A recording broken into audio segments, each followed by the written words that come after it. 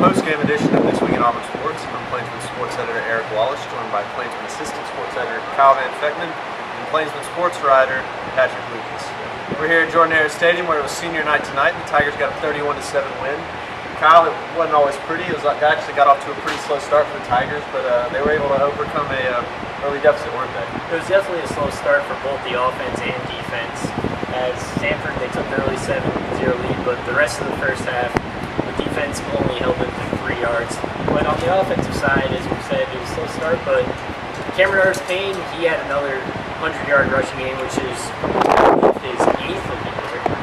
And he had 129 yards and a touchdown. And with this game, he moves to 5th all-time in Auburn for a single season rushing record.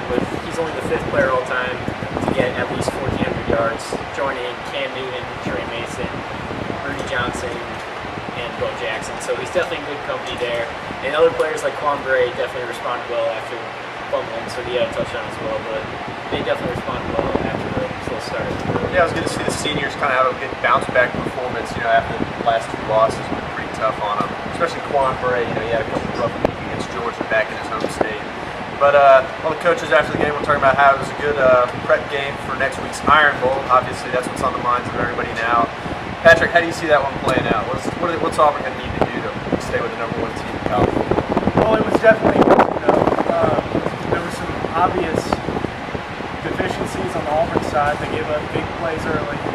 They really couldn't get much offense. I think the coaches are going to have to look at what they need to do to get those mental errors out of the game and how they can get that offense running a lot quicker and smoother, because they were waiting on big plays and they really couldn't get much fluidity. Absolutely. And one thing that's always breaking up the fluidity is the penalties. So if Auburn wants to have any chance against Alabama, they're going to have to cut down on the mental mistakes and penalties. And we saw guys like Jonathan Mincy and other experienced players who really have no business making those kind of mistakes.